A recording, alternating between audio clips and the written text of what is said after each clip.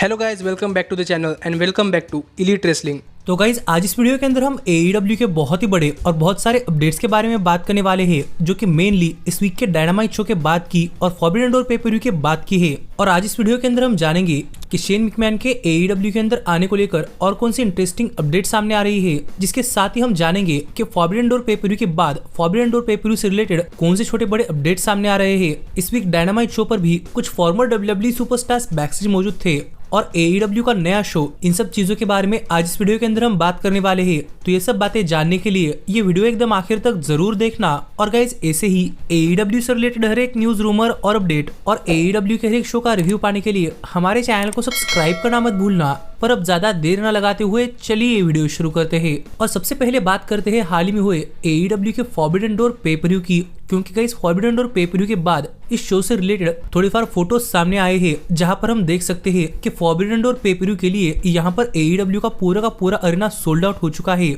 और यहाँ पर बताया जा रहा है कि फॉरबिडन डोर पे-पर-व्यू लगभग 15,000 से भी ज्यादा लोगों ने अटेंड किया है। जो देखा जाए तो AEW का फिर एक बार मोस्ट अटेंडेड पे-पर-व्यू एक है। और इसके साथ ही फॉरबिडन डोर पे-पर-व्यू के गेट रेवेन्यू को लेकर अच्छी खासी अपडेट सामने आई है। और यहाँ पर बताया जा रहा है कि फॉरबिडन डोर पे-पर-व्यू के गेट रेवेन्यू ने लगभग $500 मिलियन से ज्यादा कमाई की है।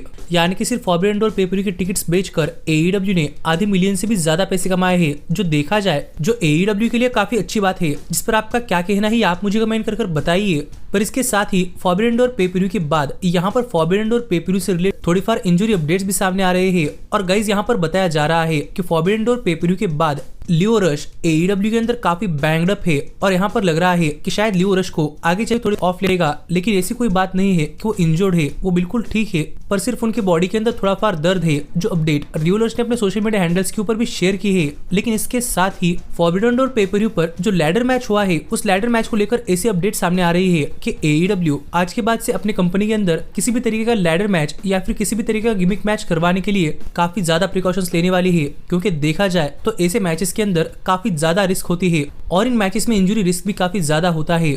और जो हाल ही में फॉरबिडन डोर पे-पर-व्यू पर एक लैडर मैच हुआ है, उस लैडर मैच के बाद कई सारे सुपरस्टार्स यहाँ पर बैंग्ड अप है। इसलिए AEW आज के बाद अपने कंपनी के अंदर गिमिक जैसे कि लैडर मैच या फिर लाइट्स आउट मैच करवाने से पहले काफी ज्यादा प्रिकॉशंस लेने वाली है और काफी सारे रेसलर्स की हेल्थ के लिए प्रायोरिटी देने वाली है। जो अपडेट हाल फिलहाल में AEW के गिमिक मैचेस को लेकर सामने आ रही है कि फॉरबिडन डोर पे-पर-व्यू के बाद AEW और केयरफुल होने वाली है। और मुझे लगता है कि ऐसा होना भी चाहिए, क्योंकि रेसलर्स भी आखिरकार इंसान ही है और वो भी इंजर्ड हो सकते हैं। और मैं तो चाहता हूँ कि कोई सुपरस्टार इंजर्ड ही ना हो। हाल के लिए आगे बढ़ते हैं और जरा बात करते हैं हमारे अगले अपडेट की। और गाइस जानते हैं कि इस वीक डायनामाइट शो से रिलेटेड कौन सी इंटरेस्टिंग अपडेट सामने आ रही है। तो गाइस आपको तो पता ही होगा कि इस हफ्ते का डायनामाइट शो फॉरबिडन डोर पे-पर-व्यू के बाद का फर्स्ट डायनामाइट शो था। और यहाँ पर इस शो पर हमें काफी जबरदस्त चीजें देखने को मिली है, जैसे मर्सिडीज मोने और डॉक्टर ब्रिट बेकर का फेस ऑफ, MJF का हील टर्न और हैंगमैन एडम पेज का रिटर्न। लेकिन इस सब के साथ ही इस वीक के डायनामाइट शो पर एक काफी सरप्राइजिंग चीज हुई है, जो कि हमने शो पर नहीं बल्कि शो के बैकस्टेज में देखने को मिली है। क्योंकि डायनामाइट शो को लेकर ऐसी अपडेट सामने आई है कि जो WWE से रिलीज हुई सुपरस्टार डोमिनिक डायजाकोविक है, यानी कि वो डायजेक है, तो उन्हें डायनामाइट शो पर सरप्राइजिंगली बैकस्टेज स्पॉट किया गया था। और बताया जा रहा है कि डायजैक इस वीक डायनामाइट शो पर बैकस्टेज मौजूद थे। यानी कि WWE कंपनी से रिलीज होने के बाद शायद अब डायजैक AEW कंपनी के अंदर आने के बारे में सोच रहे हैं। और यहाँ पर टोनी खान को भी पता चल चुका है कि डायजैक का AEW के अंदर इंटरेस्ट है। तो अब देखने के लिए मजा आएगा कि क्या इसके बाद AEW डायजैक को अपनी कंपनी के अंदर साइन करती है या नहीं। क्योंकि पहले देखा जाए तो उनकी उम्र भी 37 है और अब भी वो क्राउड के अंदर उतने ओवर नहीं है, वो अब भी क्राउड के अंदर ओवर हो रहे हैं।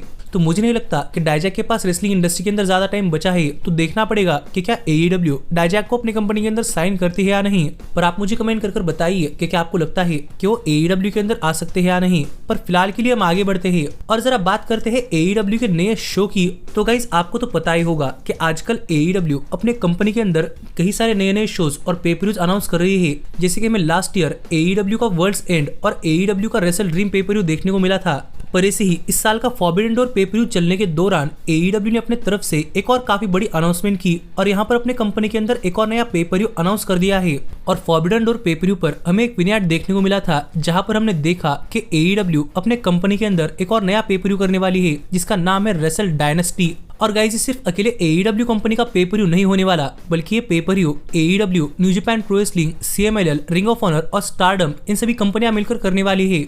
और गाइज ये पे पर व्यू हमें यूनाइटेड स्टेट्स के अंदर नहीं बल्कि जापान के अंदर देखने को मिलने वाला है। यानी कि हम कह सकते हैं कि एक तरीके से जापान इस पे पर व्यू को होस्ट कर रहा है और AEW इस पे पर व्यू के अंदर पार्टिसिपेट कर रही है। और हमें पे पर व्यू नेक्स्ट ईयर 5 जनवरी 2025 को देखने को मिलेगा, जो कि रेसल किंगडम के बाद नेक्स्ट डे होने वाला है। जो देखा जाए तो AEW कंपनी के लिए एक और काफी बड़ी अनाउंसमेंट है कि उन्होंने अपने कंपनी के अंदर पर इस बार वो होस्ट नहीं करने वाले बल्कि वो पार्टिसिपेंट होने वाले हैं। तो देखने के लिए मजा आएगा कि अगर जापान अपने तरफ से काफी बड़ा पेपर व्यू होस्ट करता है तो इससे जापान को कितना फायदा होता है और हमें इस पेपर व्यू पर और कौन से नए ड्रीम मैचेस देखने को मिलते हैं। पर सच में मैं तो इस पेपर व्यू के लिए काफी एक्साइटेड हूँ। पर फिलहाल के लिए हम आगे बढ़ते हैं और जरा बात करते हैं हमारे सबसे बड़े अपडेट की और जानते हैं कि शेन मैकमैन के AEW कंपनी के अंदर आने को लेकर और कौन से इंटरेस्टिंग अपडेट सामने आ रही है। तो गाइज अगर आपने हमारे चैनल पर AEW के हर एक न्यूज, रूमर और अपडेट फॉलो की है तो आपको तो पता ही होगा कि मैंने आपको बताया था कि Shane McMahon probably AEW stars के साथ कांटेक्ट के अंदर है और शायद शेन मैकमैन AEW सुपरस्टार के साथ कंपनी ज्वाइन करने के बारे में बातचीत कर रहे हैं। जो बातें तो मैंने आपको पहले ही बताई है, जहां पर कई सारे लोग कह रहे हैं कि चीजें सच भी हो सकती है और नहीं भी। लेकिन गाइज इसके बाद भी इसी वीक शेन मैकमैन और AEW स्टार्स को लेकर कुछ ऐसा हुआ है जो देखकर लग रहा है कि शेन मैकमैन का AEW के अंदर आना ये काफी नजदीक है। क्योंकि हाल ही में जब इस साल का फॉरबिडन डोर पे पर व्यू खत्म हुआ था और साशा बैंक्स यानी कि मर्सिडीज मोने डबल चैंपियन बनी थी, तो इसके बाद जब मर्सिडीज मोने नेक्स्ट डायनामाइट शो को जाने के लिए एयरपोर्ट पहुंची तब सरप्राइजिंगली उन्हें फर्स्ट इंसान जो मिला वो कोई और नहीं बल्कि शेन मैकमैन थे। और यहाँ पर एयरपोर्ट पर मर्सिडीज मोने और शेन मैकमैन इन दोनों के बीच में अच्छी खासी बातें हुई है और यहाँ पर इन दोनों की बातें देखकर ऐसा लग रहा था कि शेन मैकमैन AEW कंपनी को देखकर काफी एक्साइटेड है।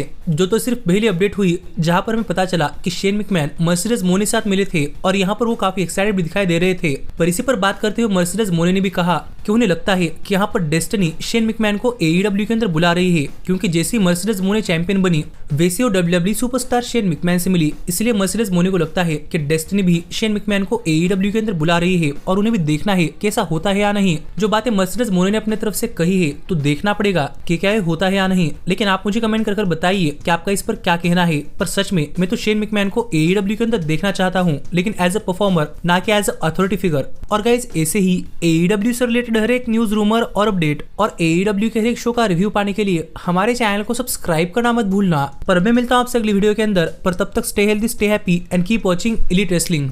Hey, did you like that video? Click the screen for more. And where do you think you're going? Check out our official merchandise page and to support the entire cast. And thanks so much for being the elite. The elite, the elite. What, Nick, you're not going to sing it all with me this time?